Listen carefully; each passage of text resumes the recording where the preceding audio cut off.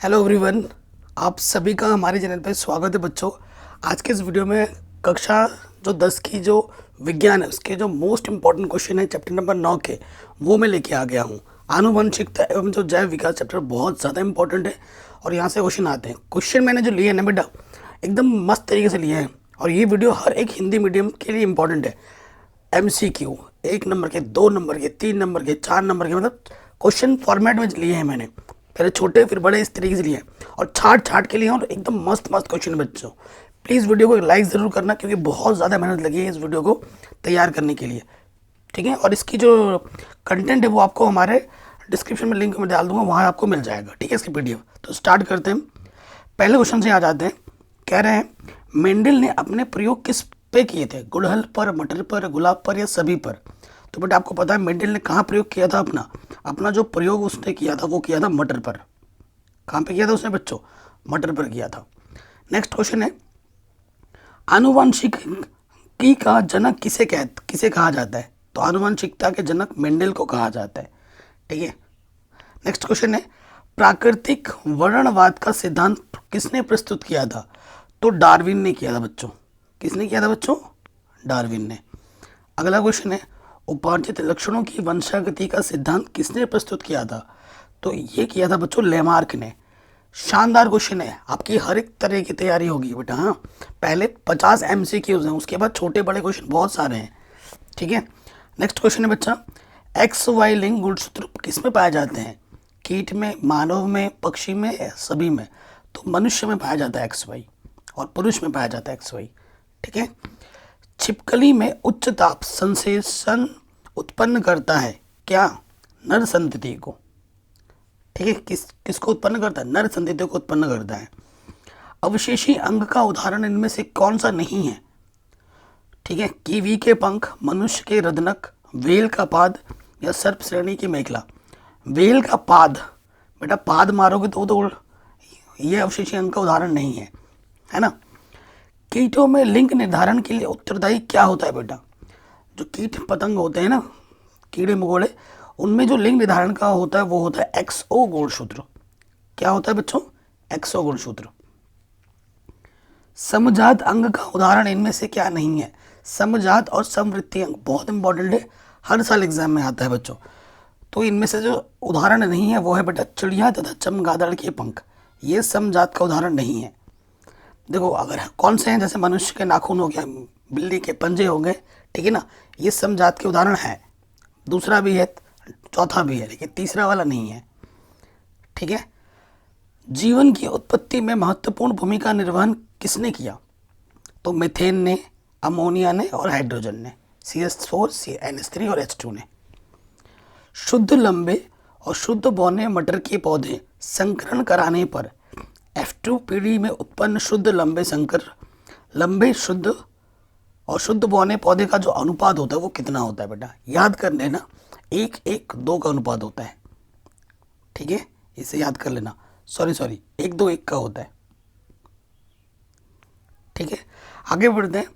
लाल तथा सफेद पुष्प वाले शुद्ध पौधे को मध्य संकरण कराने पर किस प्रकार के पौधे प्राप्त होंगे? एक लाल है और एक सफेद पुष्प है, उनके बीच में अगर हम संकरण कराएंगे तो सभी लाल पुष्प, पहली वाली F1 पीढ़ी ना, सभी लाल पुष्प वाले पौधे हमें मिलेंगे, ओके।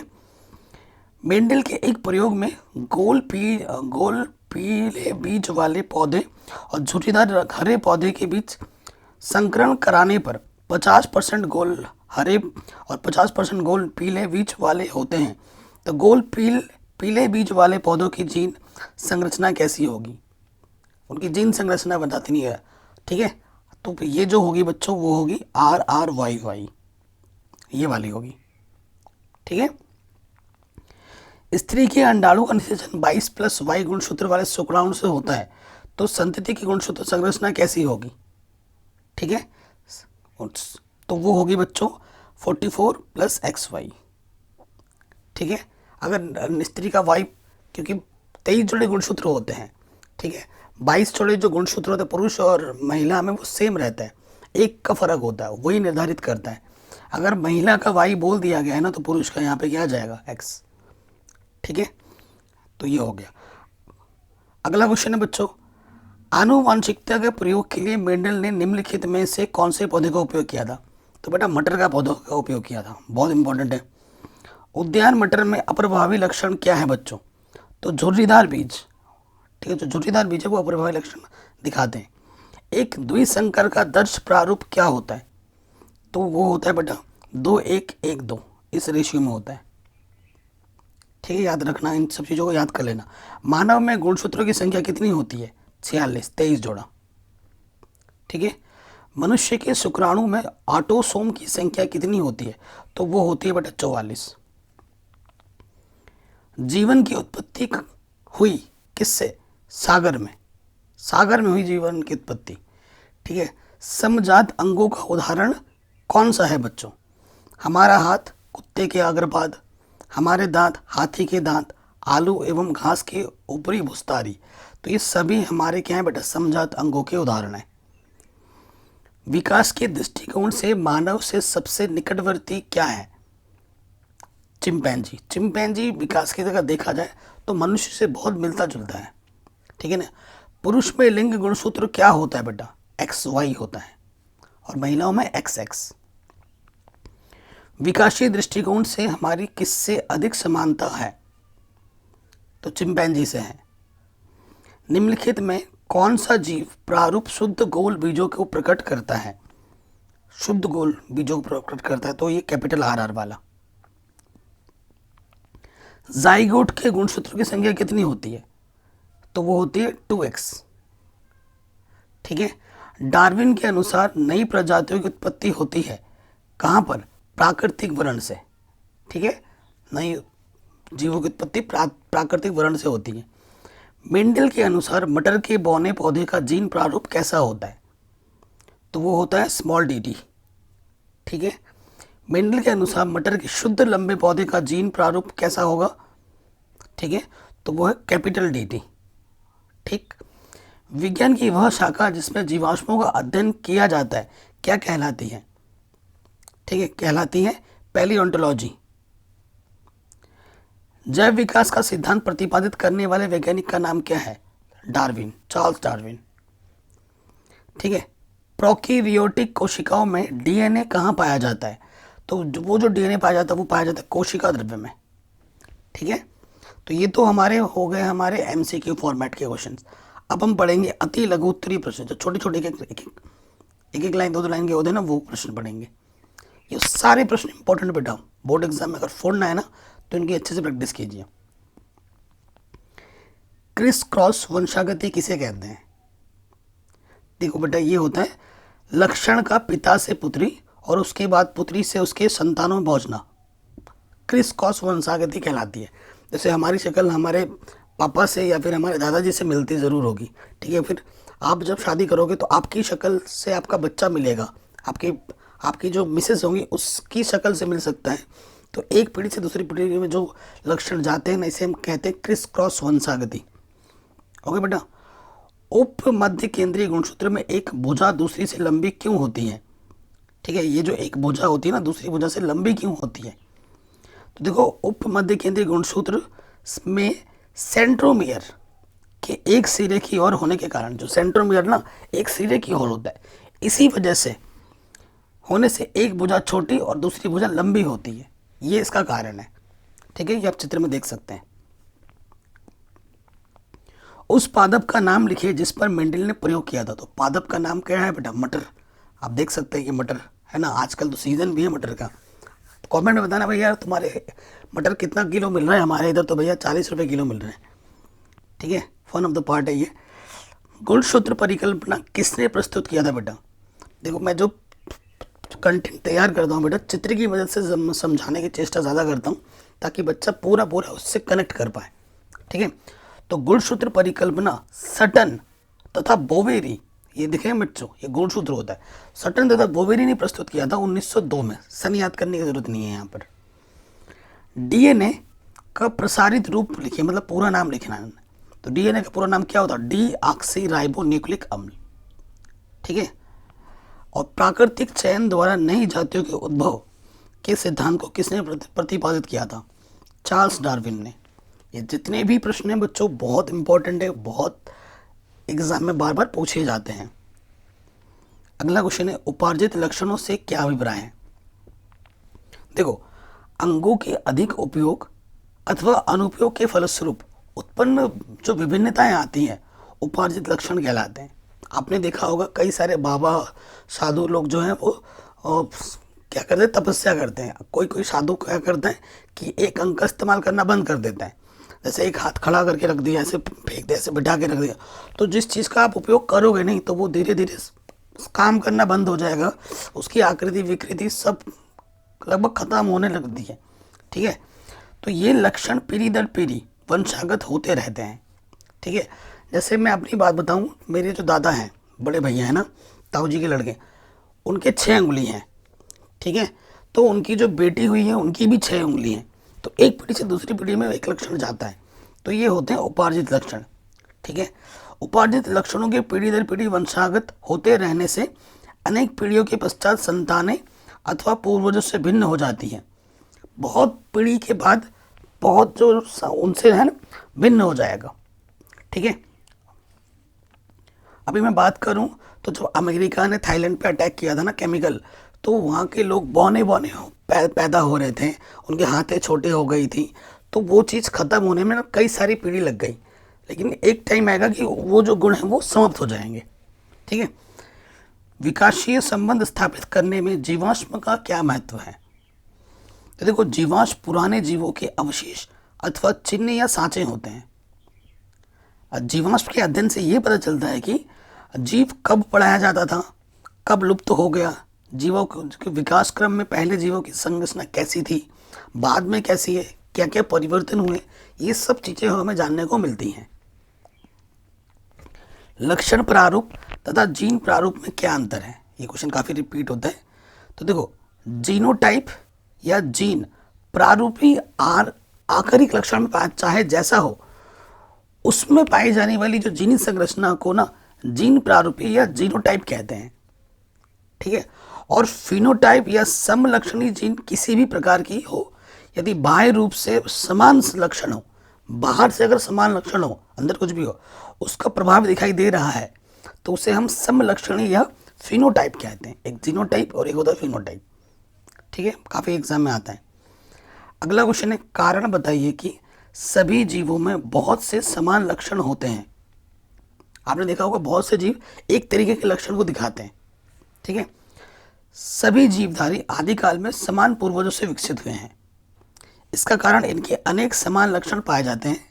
जैसे समस्त जीवधारियों में जीवद्रव्य, डीएनए, आरएनए, एटीपी संरचना, ये जो कार्य होते हैं वो सेम है।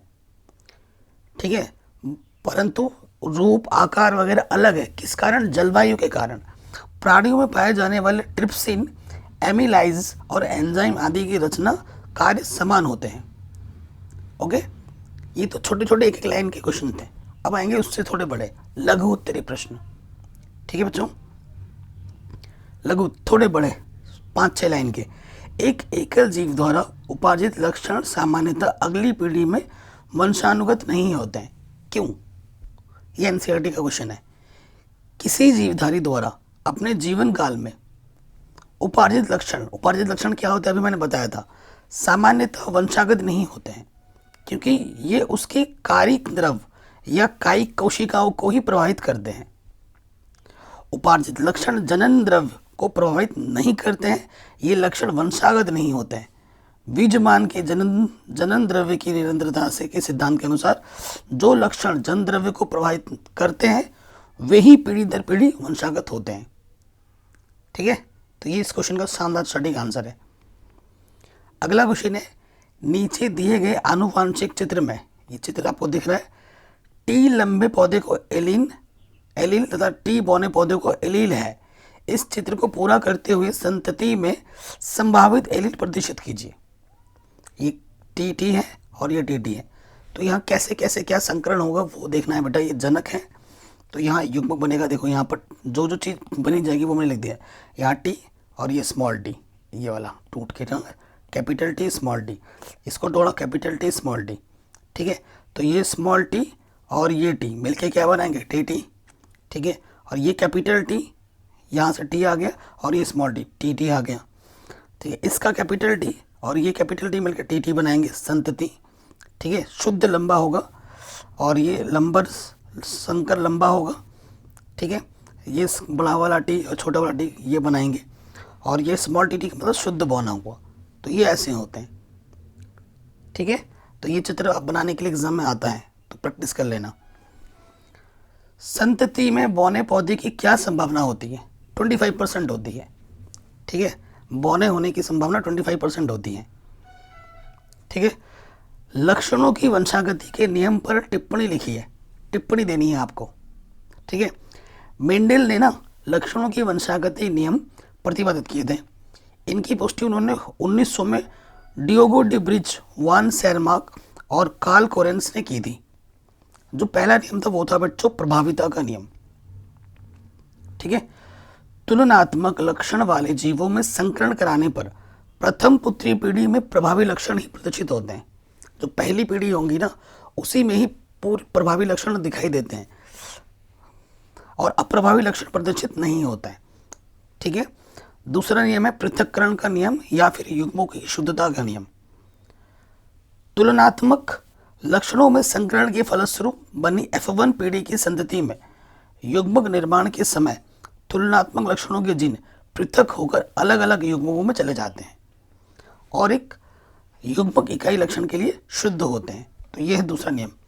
जो भी चीज़ मैं लिखवा रहा हूँ बेटा, मैंने बहुत शॉर्ट में लिखवाया है। अगर मैं इसको किताबों में बहुत बड़ा बड़ा एक्सप्लेनेशन है, ठीक है, मैं उतना लिखवाता हूँ जो जितना बच्चे समझ सकते हैं और जितना वो याद रख सकते हैं और जितना एग्जाम में जाके लिख सकते हैं। मैं जो भी कंटेंट तैयार करता हूँ टीचर के दृष्टिकोण से नहीं, एक स्टूडेंट को क्या बेनिफिट करेगा उस हिसाब से तैयार करता हूँ।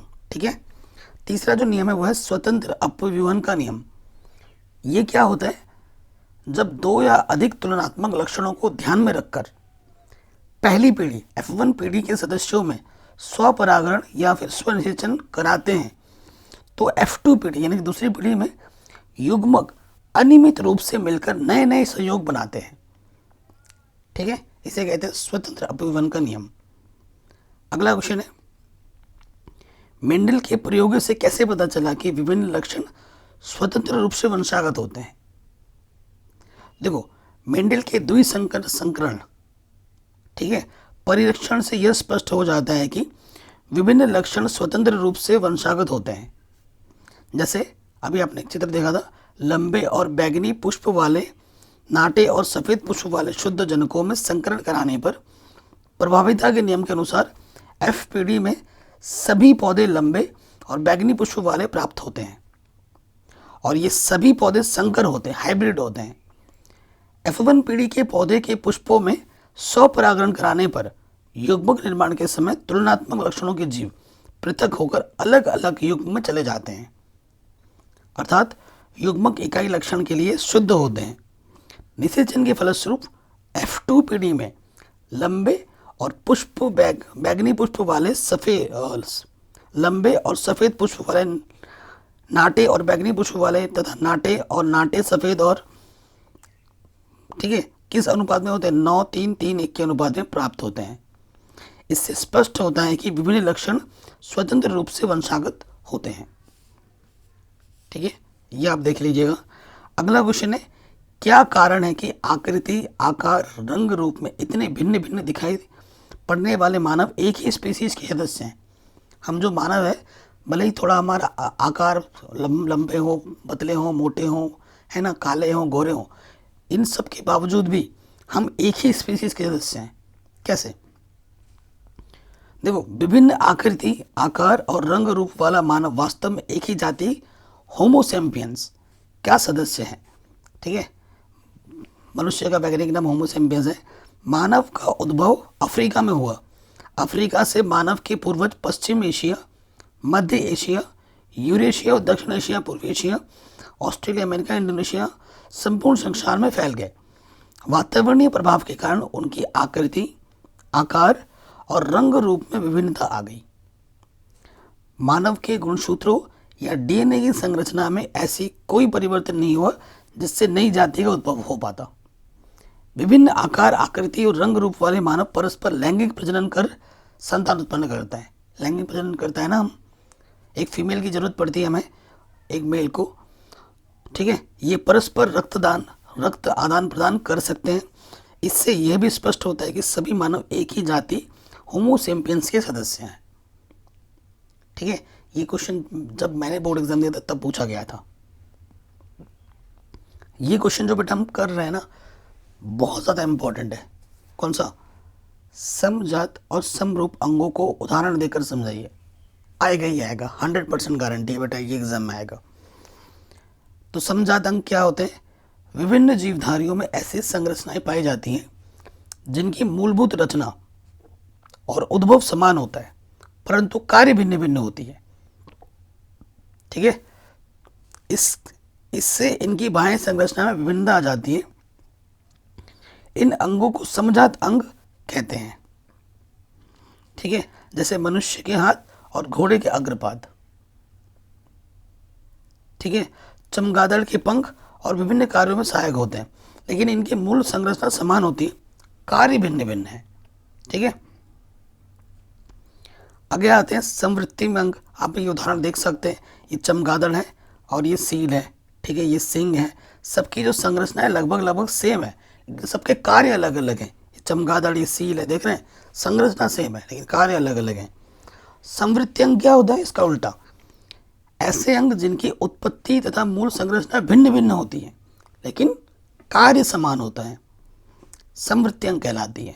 देखिए उदाहरण, ये देखिए, ठीक है। ये दिखने में अलग अलग है लेकिन सबका काम से, पंख से वो उड़ते हैं, ठीक है। अगला क्वेश्चन है, समजात तथा समवृत्तीय संरचनाओं में क्या अंतर है? प्रत्येक के दो दो उदाहरण भी दीजिए। तो अंतर लिखना है, यहाँ लिख दिया मैंने समजात अंग, यहाँ लिख दी मैंने समवृत्तीय अंग, ठीक है। कम से कम 3 से 4 अंतर याद करना है। ये अंग उत्पत्ति में समान होते हैं और ये जो अंग होते हैं उत्पत्ति में भिन्न भिन्न होते हैं। पहला अंतर यही है मुख्य।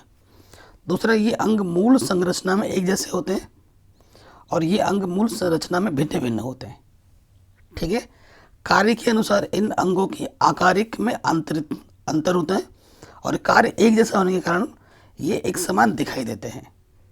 उदाहरण, समजात में सील के फ्लिपर, पक्षी के पंख, घोड़े की अगली टांगे, मनुष्य का हाथ, ठीक है। एक उदाहरण, दो उदाहरण बोला देने के लिए। तितली, टेरोक्टाइल्स, पक्षी तथा चमगादड़ के पंख उड़ने का कार्य करते हैं और इनकी उत्पत्ति अलग अलग प्रकार से होती है। तो ये अंतर है, एग्जाम में जरूर आएगा ये क्वेश्चन गारंटी के साथ। अगला क्वेश्चन है बच्चों, मानव में बच्चे का लिंग निर्धारण कैसे होता है? ठीक है ना, बहुत ही ज़बरदस्त क्वेश्चन है और लगभग हर साल आता है, पिछले साल भी आया था, ठीक है। तो बेसिकली अगर मैं चित्र से समझाऊं, यहाँ चित्र में अगर आ जाते, ये पुरुष है और ये महिला है। पुरुष और महिला में ना 23 जोड़े गुणसूत्र पाए जाते हैं। पुरुष में भी 23 जोड़े पाए जाते हैं, महिला में भी 23 जोड़े गुणसूत्र पाए जाते हैं। 22 जोड़ा गुणसूत्र पुरुष में भी और महिला में भी सेम होता है, फर्क सिर्फ एक जोड़े का होता है। पुरुष के पास जो जोड़ा होता है वो होता है XY और महिला के पास होता है XX, ठीक है। और बेसिकली जो हमारा समाज है, देखा होगा आप लोगों ने भी, जब महिला के कोख से बेटा होता है या बेटी होती है तो जिम्मेदार महिला को माना जाता है, जो कि सरासर गलत है। साइंटिफिकली पता है क्या है, पुरुष जिम्मेदार होता है। महिला हो या पुरुष, बेबी बॉय हो या बेबी गर्ल हो, उसके लिए जिम्मेदार पुरुष होता है, महिला कभी नहीं होती, ठीक है। तो जब महिला का X और पुरुष का जो Y है वो जब मिलता है ना तो बेटा पैदा होता है, और महिला का X और पुरुष का जब X मिलता है तो बेटी पैदा होती है। ये बताना था आपको बस, ठीक है। जो मैंने जो बोला वो बस आप लिख दीजिएगा अपने शब्दों में। अगला क्वेश्चन है, जीवन के उद्भव का आधुनिक ओपिनियन सिद्धांत क्या है? तो रूस के प्रसिद्ध जीव रसायन, ठीक है, ओपिनियन ने नवीनतम खोजों के आधार पर जीवन के उद्भव की जीव रसायन परिकल्पना प्रस्तुत की थी। इसके अनुसार आदिकालीन पृथ्वी पर केवल कार्बनिक यौगिक उपस्थित थे, ठीक है। बहुत पहले ना हमारे पृथ्वी मंडल में सिर्फ कार्बनिक यौगिक उपस्थित थे जो समुद्र के जल में घुले हुए थे। इन्हीं यौगिकों के संयोग से एक ऐसे संरचना का निर्माण हुआ जिसमें जीवन की लक्षण विद्यमान थे, ठीक है। ये उनकी संरचना थी। अगला क्वेश्चन है बच्चों, डीएनए और आरएनए में क्या अंतर है? बहुत इंपॉर्टेंट क्वेश्चन है, बार बार एग्जाम में आता है। इसमें मैंने 6 अंतर लिखे हैं, कम से कम 4 अंतर आपको याद रखने ही है। तो इन 6 में से पहला अंतर क्या है? यह मुख्य रूप से गुणसूत्रों में पाया जाता है और यह मुख्य रूप से कोशिका द्रव्य व अल्प मात्रा में केंद्रक में पाया जाता है। ठीक है। और जो डीएनए ना अतिरिक्त अल्प मात्रा में हरित लवक और माइटोकॉन्ड्रिया में भी पाया जाता है, ये भी आप लिख सकते हैं। दूसरा अंतर, इसका एक अणु द्विश्रृंखला युक्त होता है और इसका एक अणु श्रृंखला युक्त होता है जिस पर अनेक न्यूक्लियोटाइड्स लगे रहते हैं और इसमें अनेक न्यूक्लियोटाइड्स अणु लगे होते हैं। सेम लैंग्वेज है दोनों में। इसमें नाइट्रोजन क्षारक हैं, एडेनिन, गुआनिन, साइटोनिन व थाइमिन। ठीक है। और इसमें नाइट्रोजन क्षारक हैं कौन? एडेनिन, गुआनिन, साइटोमिन व यूरेसिल। ठीक। इसमें शर्करा डी ऑक्सी राइबोस पाई जाती है और इसमें राइबोसोस शर्करा पाई जाती है, नाम से ही है, आरएनए राइबोसोस है ना, ये अंतर हो जाएगा। इसमें प्यूरिन्स व पिरिमिडिन्स का अनुपात समान होता है और इसमें क्या होता है? इसमें दोनों का जो अनुपात होता है समान नहीं होता है। कौन से दोनों का? प्यूरिन्स और पिरिमिडिन्स का अनुपात समान नहीं होता है आरएनए में।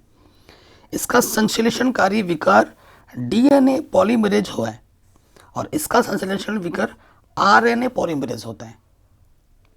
ये अंतर है मुख्यतः। ठीक बच्चों, आगे बढ़ते हैं और ये आकृति देख सकते हैं, ये डीएनए की आकृति है, बना सकते हैं ऐसा ऐसा करके, और ये आरएनए की आकृति है। डीएनए का फुल फॉर्म डीऑक्सोन्यूक्लिक एसिड, अम्ल को एसिड कहते हैं, और ये राइबोन्यूक्लिक एसिड है। अगला क्वेश्चन है, आनुवंशिकता को परिभाषित कीजिए। इसकी खोज कब और किसने की थी? आनुवंशिकता, देखो, कुछ ऐसे लक्षण सभी जीवों में होते हैं जो उन्हें अपने जनकों से प्राप्त होते हैं। जैसे कि आपका चेहरे की आकृति, आपके बाल, ठीक है, आपका कलर बॉडी का, ये सब आपके पापा मम्मी के से मिलता है। 50% पापा का होता है, 50% मम्मी का होता है। ठीक है। और पीढ़ी दर पीढ़ी चलती रहती है। इन लक्षणों को आनुवंशिक लक्षण कहते हैं। इन लक्षणों का एक पीढ़ी से दूसरी पीढ़ी या एक जीव से दूसरे जीव में जाना आनुवंशिकता कहलाता है। सिंपल, ये होती है आनुवंशिकता। आनुवंशिकता के कारण ही पीढ़ी दर पीढ़ी जीवों में समानता बनी रहती है। इसी के कारण मनुष्य की संतान मनुष्य, बंदर की संतान बंदर, गाय की संतान गाय और हाथी की संतान सदैव हाथी ही रहती है ना। ये तो नहीं कि बंदर के पेट से भाई लंगूर निकल रहा है या बंदर के पेट से कोई बकरा निकल रहा है, बकरी निकल रही है, ऐसा कभी नहीं होता है। जैसा जीव होगा उसी का बच्चा भी वैसा ही होगा, है ना। विज्ञान की उस शाखा को जिसमें आनुवंशिक लक्षणों के माता पिता से संतान में आने वाले की रीतियों का अध्ययन करते हैं, आनुवंशिकी कहलाता है। ठीक है। जो आनुवंशिकता का जो अध्ययन है ना, क्या कहलाता है? आनुवंशिकी कहलाता है। इसकी खोज जो की थी, उन्होंने की थी ग्रेगर जॉन मेंडल ने, और उन्होंने खोज किया था 1866 में। ठीक है। आगे बढ़ते हैं नेक्स्ट क्वेश्चन में। आनुवंशिकी के गुणसूत्र सिद्धांत का वर्णन कीजिए। सिद्धांत क्या है? देखो बेटा, सभी जीवों में प्रत्येक लक्षण के लिए कम से कम एक जोड़ी जीन या कारक अवश्य होना चाहिए। ठीक है। जीवों प्रत्येक के लिए ना कम से कम एक जोड़ी जीन और या फिर कारक अवश्य होना चाहिए। आनुवंशिक लक्षणों के जीन, आनुवंशिक कारक गुणसूत्रों पर परिपक्व होते हैं और गुणसूत्रों के साथ एक पीढ़ी से दूसरी पीढ़ी में वंशागत होते हैं। ठीक है। जो आनुवंशिकता होता है वो एक पीढ़ी से दूसरी पीढ़ी में जाती है, फिर दूसरी पीढ़ी से अगली पीढ़ी में जाएगी। अगला क्वेश्चन है, बहुकोशिकीय जीवों में जनन कोशिकाओं के माध्यम से विभिन्न पीढ़ियों में जैविक संबंध स्थापित रहता है। इसका क्या अर्थ है बेटा? आनुवंशिक लक्षणों के जीन जनन कोशिकाओं या युग्मकों द्वारा दूसरी पीढ़ी के जीवों में पहुंचते हैं। जो हमारी जनन कोशिकाएं होती हैं ना, उन्हीं के माध्यम से दूसरी पीढ़ी में पहुंचती हैं। किसी जीव के लक्षणों में शुक्राणु या अंडाणु दोनों ही बराबर का योगदान होता है। ठीक है। अगर कोई जीव के लक्षण की अगर हम बात करें तो उसमें शुक्राणु और अंडाणु दोनों का बराबर योगदान होता है। ठीक है। नेक्स्ट, युग्मक निर्माण के समय अर्धसूत्री विभाजन में गुणसूत्रों के व्यवहार से प्रमाणित होता है कि जीन गुणसूत्र पर निर्भर गुणसूत्र पर होते हैं। ठीक है, कि जीन कहाँ होते हैं? गुणसूत्रों पर होते हैं। अगला है, जीवों की प्रत्येक कोशिका में गुणसूत्र जोड़ों में मिलते हैं किंतु युग्मकों में प्रत्येक गुणसूत्र युग्मक में केवल एक गुणसूत्र होता है। ठीक है। अगला है, अगुणित शुक्राणु व अंडाणु के संलयन से बना युग्मज द्विगुणित होता है। ठीक है, और जिसमें पूर्ण जीव का विकास होता है। ठीक है, ये ध्यान रखिएगा। अगले क्वेश्चन पे आ जाते हैं बच्चों। एक संकर द्विसंकर क्रॉस से आप क्या समझते हैं? उदाहरण देते हुए समझाइए। ये क्वेश्चन पिछले साल में पूछा गया था, बहुत इंपॉर्टेंट है। एक संकर संकरण क्या होता है, जिसे अंग्रेजी में कहते हैं मोनोहाइब्रिड क्रॉस। विपरीत लक्षण वाले नर तथा मादा के मध्य जब केवल एक जोड़ा विपरीत लक्षणों के अध्ययन के लिए संकरण कराया जाता है। विपरीत लक्षण वाले नर और मादा के मध्य, ठीक है, जिनके लक्षण दोनों के अलग अलग हैं, उनके बीच जब हम संकरण कराएंगे ना, केवल एक जोड़ा लिया जा रहा है, विपरीत लक्षणों के अध्ययन के लिए संकरण कराया जाता है, तो इन विभिन्न लक्षणों के संकरण को एक संकरण कहते हैं। जैसे लाल फूल वाले और सफ़ेद फूल वाले पौधे के मध्य संकरण करा दिया। ये लाल फूल है, ये सफ़ेद फूल है, दोनों के लक्षण विपरीत है और इनके मध्य संकरण कराया गया, एक जोड़ा है, तो इसे हम कहेंगे एक संकरण, एक संकर संकरण। ठीक है बच्चों। अब आते हैं नेक्स्ट है द्विसंकर। ठीक है, द्विसंकर संकरण ये क्या होता है? जब विपरीत लक्षणों वाले नर तथा मादा के मध्य दो जोड़ा, यहाँ वहाँ एक था, यहाँ दो जोड़ा विपरीत लक्षणों के अध्ययन के लिए संकरण कराया जाता है, तो इसे द्विसंकरण संकरण कहते हैं। जैसे पीले गोल बीज और हरे झुर्रीदार बीज के बीच वाले पौधों के बीच संकरण। यहाँ पर दो चीज़ें, पीला भी है और गोल है, और यह हरा है और झुर्रीदार है। ठीक है, संकरण कराया गया। अगला है क्वेश्चन बच्चों, प्रभावी और अप्रभावी लक्षण में क्या अंतर है? तो प्रभावी क्या होता है? युग्म विकल्पी कारकों में से वह कारक जो अपने लक्षण के लिए दूसरे कारक के प्रभाव को प्रदर्शित होने से रोक देता है। ठीक है, वो प्रभावी लक्षण कहलाते हैं। और अप्रभावी क्या है? युग्म विकल्पी कारकों में से वह कारक जो अपने लक्षण को प्रभावी कारक के रहते हुए प्रकट नहीं कर पाता। ठीक है, वो कहता है अप्रभावी। प्रभावी लक्षण के कारण वो अपने प्रभाव को नहीं प्रकट कर पा रहा है, तो वो लक्षण क्या हो जाता है? अप्रभावी। नेक्स्ट, एक लक्षण के विपरीत प्रभावों वाले दो पौधों का संकरण करने पर प्रथम संकर पीढ़ी F1 में प्रदर्शित होने वाला कारक जीन है। ठीक है, जो लक्षण पहले प्रदर्शित होता है ना, उसे हम क्या कहते हैं? जीन कहते हैं F1 पीढ़ी में। जैसे मटर के पौधे का लंबा होना। ठीक है, मटर का पौधा क्या होता है? अगर आप देखोगे खींच के तो इतना बड़ा लंबा होता है। ठीक है, किसी लक्षण के लिए प्रथम संकर पीढ़ी में जो प्रभाव प्रदर्शित नहीं होता उसका कारक अप्रभावी कहलाता है। जैसे मटर के पौधे का बौनापन, मटर का पौधा छोटा भी होता है, तो वो लक्षण क्या हो गया? अप्रभावी लक्षण में आ गया। ठीक है, अगला क्वेश्चन है बेटा, समयुग्मजी और विषम युग्मजी में अंतर लिखिए। ठीक है, क्वेश्चन बहुत सिंपल है। तो समयुग्मजी क्या होता है? किसी युग्मज में जब एक लक्षण के दोनों कारक एक जैसे, अर्थात दोनों प्रभावी अथवा दोनों अप्रभावी हों। ठीक है, जो चीज़ हम ले रहे हैं उसमें ना बेटा दोनों ही सेम चीज़ की होनी चाहिए। प्रभावी है तो दोनों ही प्रभावी हों, और अप्रभावी तो दोनों ही अप्रभावी हों, तो वो होगा समयुग्मजी। ठीक है, किसी युग्मज में जब एक लक्षण के दोनों कारक एक जैसे हों, अर्थात दोनों प्रभावी हों या फिर दोनों ही अप्रभावी हों, तो इस लक्षण के लिए पौधा या कोशिका समयुग्मजी होता है। दूसरा इसका उल्टा है, किसी युग्मज में जब एक लक्षण के दोनों कारकों में से एक प्रभावी और दूसरा अप्रभावी हो, तो लक्षण के लिए पौधा या कोशिका विषम युग्मजी कहलाती है।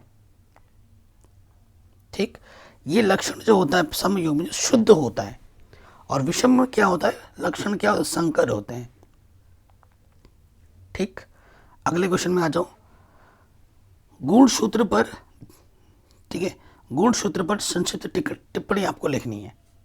ठीक है, ये आपको फिगर दिख रहा होगा, मेरे पीछे छुप जा रहे तो फिगर भी देख लेना। कह रहे हैं गुणसूत्र पर आपको टिप्पणी लिखनी है। बहुत इंपॉर्टेंट क्वेश्चन है, पिछले साल भी पूछा गया है बोर्ड एग्जाम में।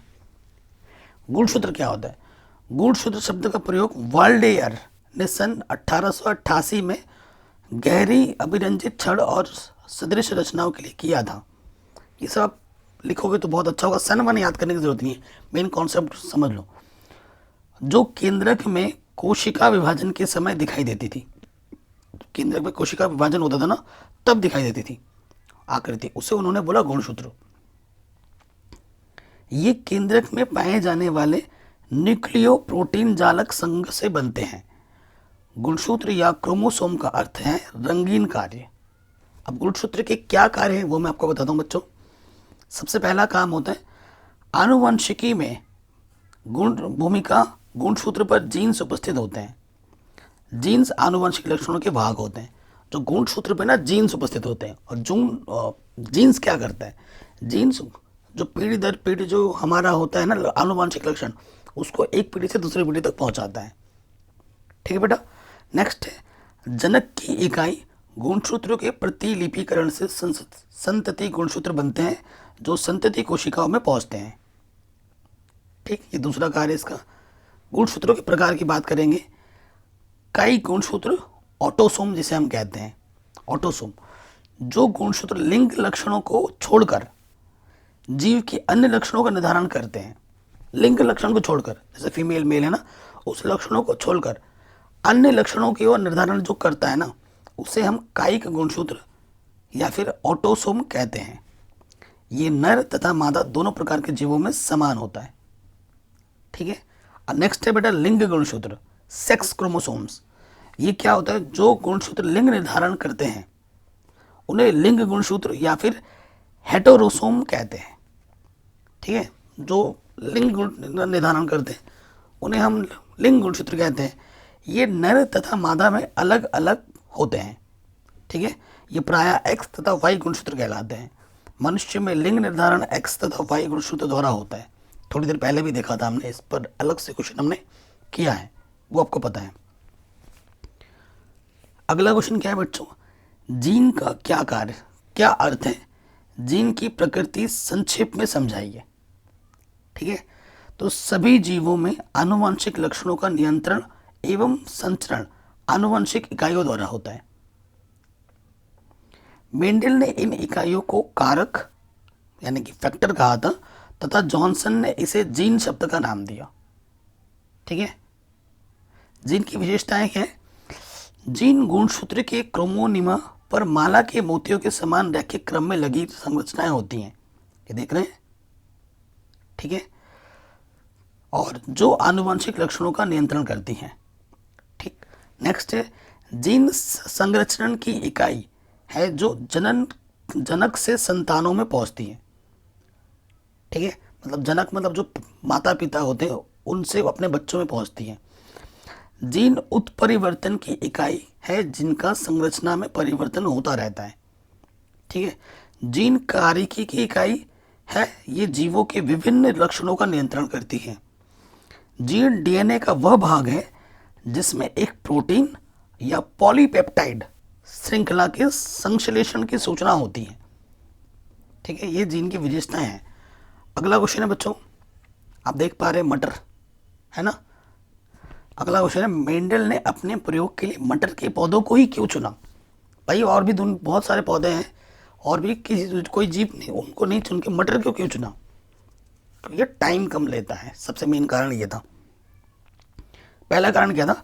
मटर कम समय में ही उगने वाला पौधा है जिसे आसानी से उगाया जा सकता है और इसमें स्वपरागण के फलस्वरूप अनेक बीज बनाने की समान क्षमता होती है। ठीक है, मटर में भिन्न भिन्न लक्षणों वाली प्रजातियां सरलता से मिल जाती हैं और ये विभिन्न पर्यावरणीय परिस्थितियों में भी समान प्रजनन क्षमता रखती है, इसलिए मटर का पौधा चुना गया था। अगला क्वेश्चन है स्टैंडर्ड मिलर के प्रयोग का सचित्र वर्णन कीजिए। ये यूपी बोर्ड में पूछा गया 2 बार बड़े नंबर में। ठीक है, ये आप चित्र देख पा रहे हैं। ठीक है, ये चित्र बनाने की अच्छे से प्रैक्टिस कर लीजिएगा। ठीक है, यहाँ पर देख पा रहे हैं, अरे भाई यहाँ हम देख पा रहे हैं ये CH4 है, H2 है, CH4 NH3 H2 पानी NH2। ठीक है ना, ये आपका वाटर है, इलेक्ट्रोलाइट डिस्चार्ज हो रहा है यहाँ से कूलिंग हो रही है यहाँ से। ठीक है, ये एलाइनिन है। ये चित्र बनाने की अच्छे से प्रैक्टिस कर लेना। ये क्या होता है, तो जब जो वैज्ञानिक थे हॉल्डेन ने 1929 ईस्वी में सुझाव दिया कि जीवों की सर्वप्रथम उत्पत्ति उस सरल अकार्बनिक अणुओं से हुई होगी जो पृथ्वी की उत्पत्ति के समय बने थे, ये उन्होंने बोला। ठीक है, उसका प्रयोग किया था स्टैनले मिलर तथा हेराल्ड सी यूरे ने 1953 ईस्वी में प्रयोग किया कि और प्रमाण दिया कि सरल अकार्बनिक अणुओं से कार्बनिक अणु उत्पन्न हो सकते हैं। उन्होंने ऐसे वातावरण का निर्माण किया जो संभवतः प्राथमिक वातावरण के समान था।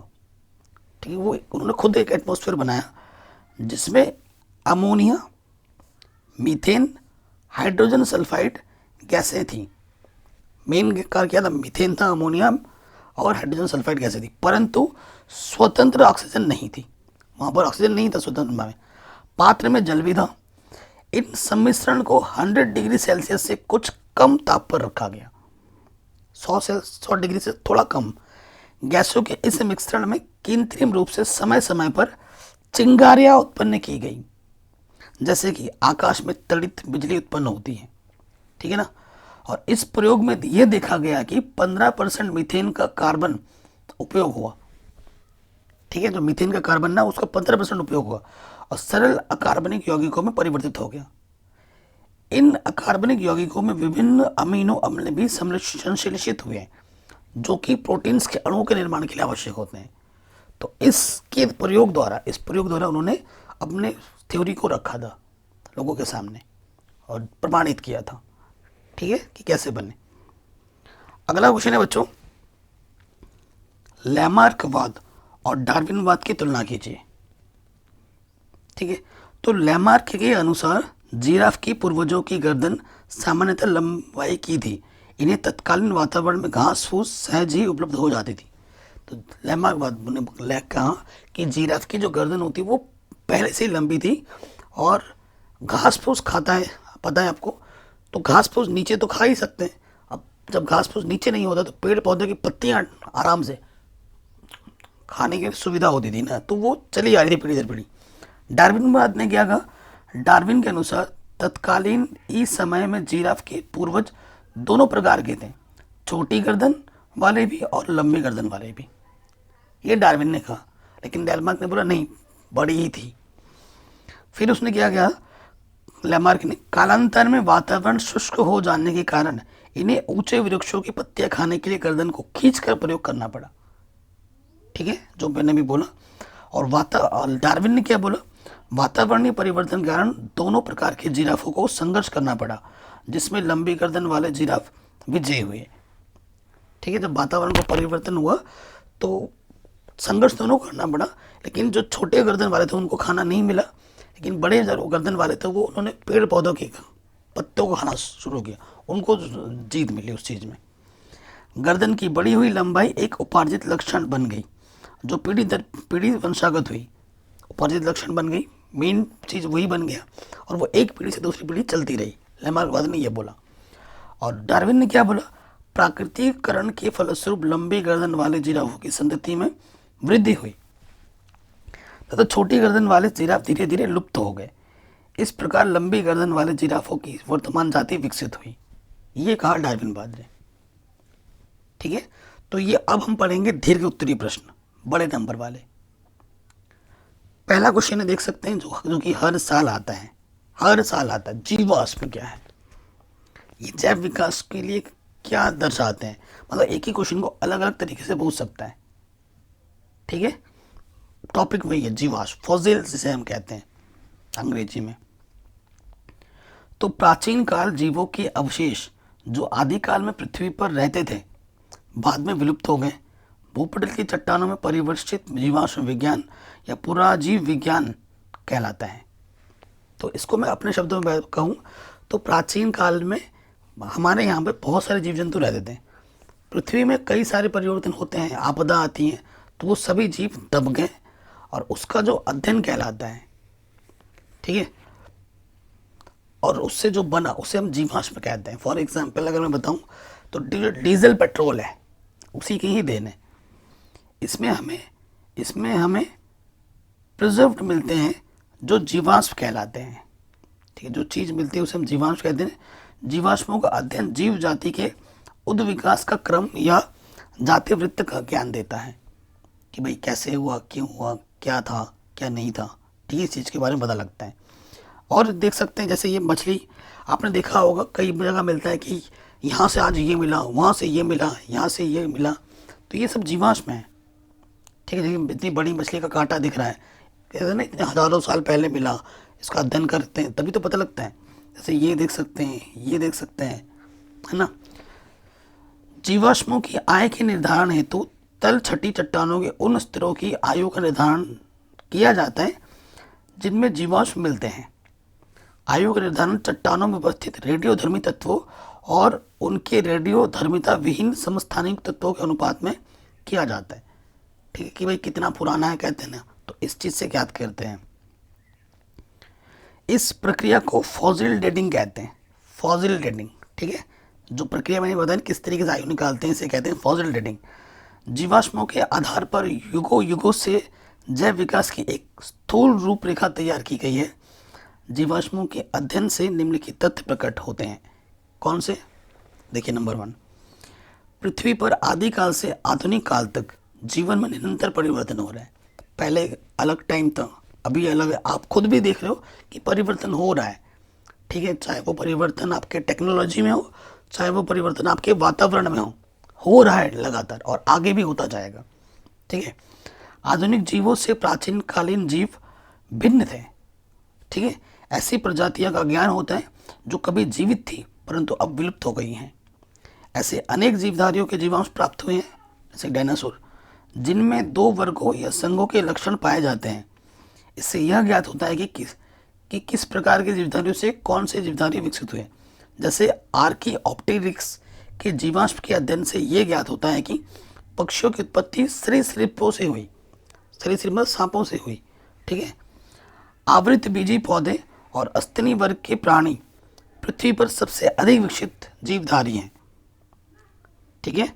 जीवाश्मों की आयु अथवा चट्टानों के विभिन्न स्तरों से प्राप्त जीवाश्मों से जीवधारियों की भौमिक समय का ज्ञान होता है। अगला क्वेश्चन है बच्चों, मनुष्य में लिंग संलग्न गुण से क्या तात्पर्य है? ये किस प्रकार वंशागत होते हैं, ठीक है, कितनी बार पूछा गया है। देखो ये चीज़ क्या होती है बच्चों, प्रायः लिंग गुणसूत्रों पर जो लक्षणों के जीन्स होते हैं ना, उनका संबंध लैंगिक लक्षणों से होता है और ये जीन्स ही जंतु में लैंगिक द्विरूपता के लिए जिम्मेदार होते हैं। फिर भी जंतुओं की लैंगिकता अत्यंत जटिल तथा व्यापक होती है और इसे बनाने के लिए अनेक अन्य जीन्स जो सामान्यतः गुणसूत्रों पर होते हैं भी प्रभावी होते हैं। दूसरी ओर लिंग गुणसूत्रों पर कुछ जीन्स लैंगिक लक्षणों के अतिरिक्त अन्य लक्षणों वाले कायिक या दैहिक लक्षणों भी होते हैं और ये लिंग सहलिंग जीन्स कहलाते हैं और लिंग सहलग्न लक्षण उत्पन्न करते हैं। इनकी वंशागति लिंग सहलिंग वंशागति अथवा लिंग सहलग्न कहलाती है। मनुष्य में लगभग 120 प्रकार के लक्षणों की वंशागति ज्ञात है, तो इसे कहा जाता है लिंग सहलग्न लक्षण और इसकी वंशागत, ठीक है। मनुष्य में लिंग निर्धारित करने वाले गुणसूत्र X तथा Y गुणसूत्र कहलाते हैं। यद्यपि इनकी संरचना विभिन्नता दिखाई देती है, फिर भी वर्तमान जानकारी के अनुसार इन गुणसूत्रों में कुछ भाग समजात होता है और ये भाग अर्धसूत्री विभाजन के कारण सूत्र युग्मन कहते हैं, अन्यथा शेष भाग असमजात होता है, ठीक है। उपयुक्त आधार पर लिंग सहलग्न लक्षण 3 प्रकार के हो सकते हैं। पहला क्या है? एक्स सहलग्न। ये क्या होता है?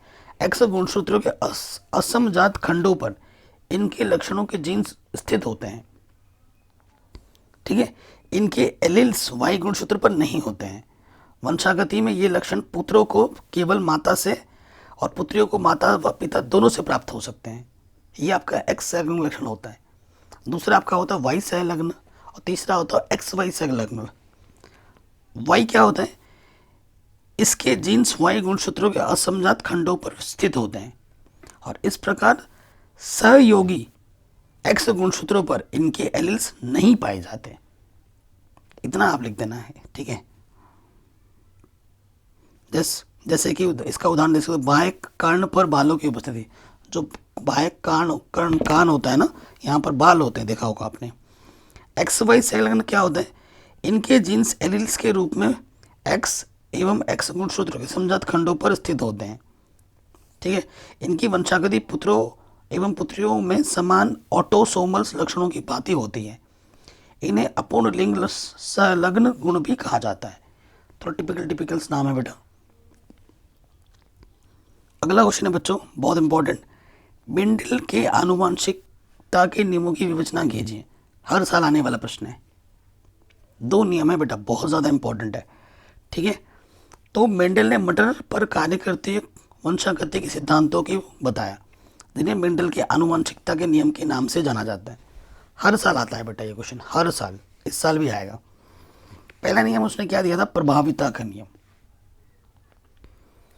क्या होता है, जब 2 शुद्ध गुणों लंबा व बौना, शुद्ध है, लंबा तो पूरा लंबा, बौना तो छोटा, ठीक है, का संकरण होता है तो प्रथम पीढ़ी में केवल प्रभावी गुण लंबा प्रकट होता है और अप्रभावी गुण बौना अभिव्यक्त नहीं होता। इसे प्रभाविता का नियम कहते हैं। लंबापन प्रभावी गुण है और बौनापन अप्रभावी गुण है। यह है प्रभाविता का नियम, ठीक है। ये चित्र में आप देख सकते हैं इस तरफ, ओके बच्चों। ये चित्र अभी मैंने बना के भी दिखाया था आपको, ठीक है। अभी मेरे सर से ढक गया होगा ये आपको, ठीक है। तो ये चित्र देख लेना। दूसरा है बेटा पृथक्करण का नियम।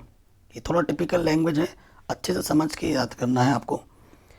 इस नियम के अनुसार जब 2 विपरीत लक्षणों वाले शुद्ध नस्ल के एक ही जाति के 2 पौधे या जनकों के बीच संकरण कराया जाता है तो उनकी F1 पीढ़ी में संकरण पौधे प्राप्त होते हैं और प्रभावी लक्षण को ही प्रकट करते हैं, किंतु दूसरी पीढ़ी में पौधों के परस्पर विपरीत लक्षणों का एक निश्चित अनुपात 1:1 में पृथक्करण हो जाता है और युग्मक निर्माण के समय गुण पृथक हो जाते हैं और युग्मों की शुद्धता बनी रहती है, ठीक है।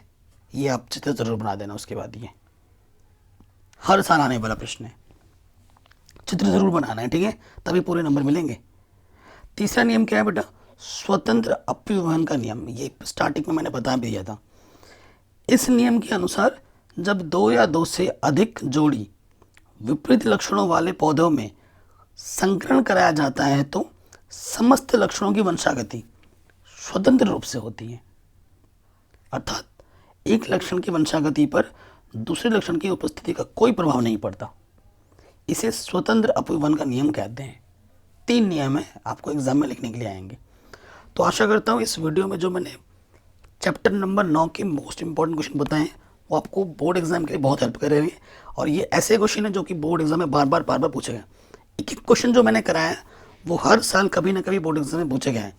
मैंने आपको MCQ 1 नंबर वाले, 1 लाइन वाले, 2 लाइन, 3 लघु उत्तरीय, दीर्घ उत्तरीय, है ना, सब करा दिए, लॉन्ग आंसर, शॉर्ट आंसर सब करा दिए। तो इसके ज़रूर एंड मोमेंट में ये वीडियो आपके बहुत ज़्यादा हेल्पफुल है। तो ये सीरीज़ में कंटिन्यू कर रहा हूँ चैप्टर 1 से लेकर चैप्टर नंबर 15 तक। तो वीडियो को ज़रूर देखिएगा और डिस्क्रिप्शन ज़रूर चेक कर लेना, ठीक है। और जिन्होंने हमारा कोर्स ज्वाइन कर रखा है उनको ये PDF वहाँ पे मिल जाएगी, ठीक है। वीडियो को ज़रूर शेयर करें, अपना ख्याल रखें। मिलते हैं बच्चों नेक्स्ट वीडियो में। जय हिंद, ठीक है। डिस्क्रिप्शन ज़रूर चेक कर लेना बेटा एक बार, ठीक है। एंड डिस्क्रिप्शन जब प्लीज़ चेक करना और वीडियो को ज़रूर शेयर करना।